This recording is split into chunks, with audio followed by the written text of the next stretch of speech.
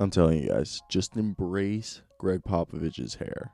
I know he's growing it out, and he kind of looks like like he drives a Harley Davidson, but it's all right. So let's talk about the San Antonio Spurs, and let me hear your comments down below. Will this team make the playoffs? And I actually thought they were gonna win this game against the Los Angeles Lakers, but let me take a breath right there. But I really think that this was a good game, even though they lost. It was a good loss. If there was ever a loss that was good, I think this is one that against a team that's probably going to be the number 1 or 2 seed in the West. They fought, they kept up, and I think that's the most impressive part. They were able to stay competitive, and they showed stuff. I think what is keeping the Spurs from continuing their normal regular season dominance that we've been typical seeing of them for the past 20 years, except for last season, is that there's a lot of young guys, and it's just chemistry. And they brought back 13 guys, so the chemistry is there. It's just knowing those in-game decisions, like mental mistakes, just things that only can be corrected with playing time. I think that's just one of the biggest things. I think literally in a month or two, the Spurs are going to be one of the hottest teams because their problems are just things that will correct itself with playing time. And that's what people don't understand is I feel like when you look at teams, they're like, they have young guys, they have no hope. It's just a lot of things. You got to trust the process. And I'm telling you guys, let's get into this video. And I have points. I was watching the game. So the first thing I want to say is, I've said it in the last video, the San Antonio Spurs used to run a very methodical offense. It's very slow pace, very methodical. It's always had ball movement. But this new offense, and something we saw in the bubble, is this run and gun offense. A lot of guys who are really good at scoring on transition. They're a fast break team, and they love ball movement. There's a play at the end of the second quarter, if I remember correctly. They got a steal, and they passed it up to the paint, and it was a fast break. They got a steal on the other side of the court from the Lakers, and they threw it to get a fast break, and there's one defender around 3 guys. And they passed it twice in the paint where it was 1v3, 3 San Antonio Spurs versus 1 Laker. Passed it twice, so I think it was Drew Eubanks who got the perfect bucket. And that was such good ball movement. I was watching there like, oh my God, that's the San Antonio Spurs ball movement.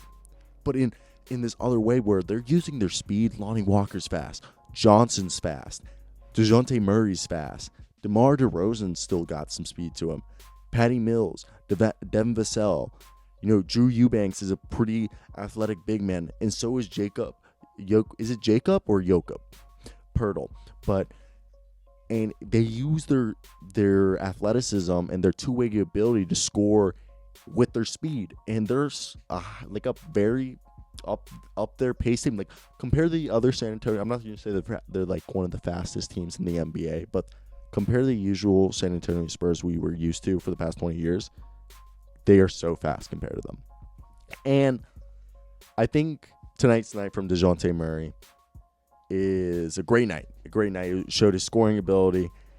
And I'm still going to say that it's looking like they're running him as the point guard still this year. And I've said repeatedly that I like Derek White at point guard and Dejounte Murray going back to the shooting guard. That would just be mine. I don't know if you just heard my dog go off right there. She's still going off. Give me 1 second. All right, we're back. So what I think is impressive with this is Derek White is the better point guard. And Derek White, 2 years ago, played better point guard than when Derek White played shooting guard last year and Dejounte Murray played shooting point guard last year. Sorry if I confused that. So I think they're going to continue with Murray at the point guard just because I think they really want to commit with that. And it looks like it's working, mainly because they have DeMar DeRozan as a secondary ball handler. As we continue to see him, I think he's going to have career highs in assist totals this year. I've said that before. But, yeah, I really do think it's going to be interesting, especially how this team is all around. Let me talk about what I wanted to talk about next. Sorry, my dog really threw me off. I want to give Jacob Pertl credit because I don't think Jacob Pertl gets a lot of credit. This man had a game of 8 rebounds, 8 points, 1 assist. Nothing that would jump out and slap you in the face and go But Jacob Pertl is really coming together as a player. right now in his 3rd season for the Spurs and 5th season in total. And he's playing his most minutes. And he's going to be setting career highs, I believe so, in my opinion. But what he's showing us is he can be a rim protector. And he can be a guy who does a lot of things that don't show up on the stat sheet. He's going to be a guy who will at least give you 7 to 8 rebounds a game, at least. And what I love about him is the fact that he's so good offensively in the paint. He has great hands. He catches passes wherever they're thrown, and he's a really quick decision maker, which allows him just catch a pass and put it up. And the way Greg Popovich utilizes him is keeping him around the rim, which allows him to be able to score really well around there. You know, that's why I was hoping Onyeka Okongwu went to the Spurs, because the way they're using Pirtle, I keep getting stuck on his name because I don't know if it's Jakob or Jacob. If it's just Jakob Pirtle, like, tell me that, just because he's like Austrian, so I know that's just supposed to be like really German or Austrian.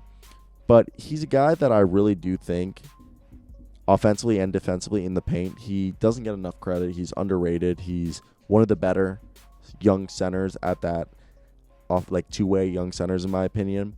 And I know he doesn't shoot the three-pointer at all, which I'm surprised because he's a big man for the San Antonio Spurs. But yeah, so I really just think that we need to give Pirtle more credit, because they also have a guy who's like the Kroger version of Pirtle, and it's Drew Eubanks, who I love. Drew Eubanks is literally the great value version of Jakob Pirtle, and he's great to see off the bench. They pretty much do the same thing.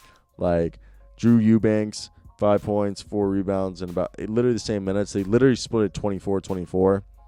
And this was Drew's first game in a few. He hadn't played since really ever.